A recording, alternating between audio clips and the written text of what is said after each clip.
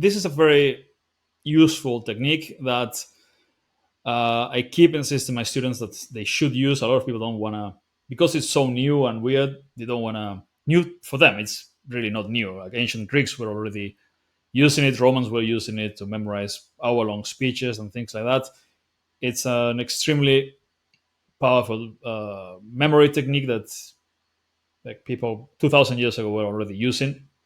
It's nothing new, really, but it's new to a lot of people, and they just feel weird about it. But I highly recommend you train this skill and you learn this skill well, because it's going to really be a game changer if you learn to use it properly. All right. So basically, I'm going to give you a few examples. I'm learning Greek right now, and these are some words that I quickly memorized. Um, if you're Greek and my pronunciation is terrible, I've been learning for 2 weeks, right? So give me a break. So basically, what you need to do is take the word, so trejo, run, and you find a word that sounds like the new word that you're trying to learn. So Danny Trejo or Danny Trejo. I don't know how Americans say it actually. Um, and I just visualized him running a marathon, which he doesn't look like the kind of guy who would run a marathon. But you need to come up with something that's like him running from the police would be more maybe, but it needs to be something that's not ordinary, not normal, right? Something shocking, something weird, so that's memorable, something stupid, something silly, cartoonish, right?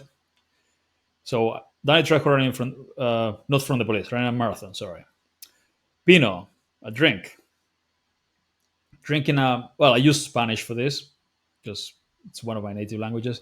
But Pino is pine tree, and it's still similar enough, right? You can modify them a little bit. Still Pino pine. Visualize yourself drinking a pine tree. How can you do that? Just imagine doing that.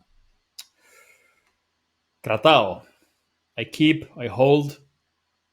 Have you played God of War, the video game? I used to play that when I was like a long time ago. Like PlayStation 2, I think. Yes, I'm that old. So yeah, visualize him holding hands. You're holding hands with him, which sounds kind of scary. Next, creas, meet. Do you know any Chris's? Just creas, Chris. It's not the best, but it works.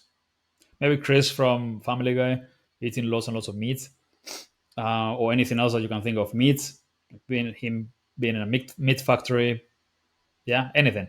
You just have to make a mental image. Next, Pulao.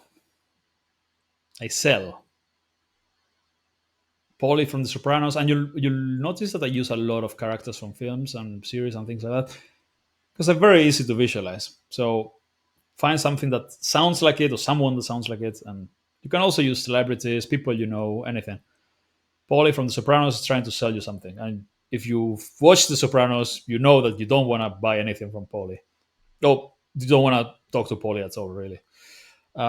Next, Nero, water. Is it Nero? Nero. I think Nero. Nero, the Roman emperor, it was crazy. Rome burnt. They say he burnt it. I don't know. But just visualize him drinking water while Rome burns in the background. Next, somi, bread. Somi sounds like the somi, som. You can ignore the P there because it's like somi, but it's som 1916, World War One, and just visualize them either throwing bread at each other from the trenches or shooting bread at each other. Something stupid like that, but that's very visualizable. Alas, salt. And originally I visualized wings because alas means wings in Spanish, and I visualized an angel with salt wings, and they just like fall apart. Or a plane, you can also visualize it with wings. But for English speakers that don't speak Spanish, Alice in Wonderland, and she gets turned into a salt statue, like someone in the Bible, which I don't remember who that was. But yeah, Very easy to visualize again if you are a little bit creative. Like this is something you need to train, right? This is a skill. You can easily create 100 of these a day if you, maybe not in 45 minutes, but 30 or 40 a day in 45 minutes, very doable. I'll show you then later on how to actually, how and when to do it, right? This is a skill that requires some practice in the beginning, can get frustrating, but once you get decent at it, it's fun and it's extremely effective, especially if you combine it with the next exercises.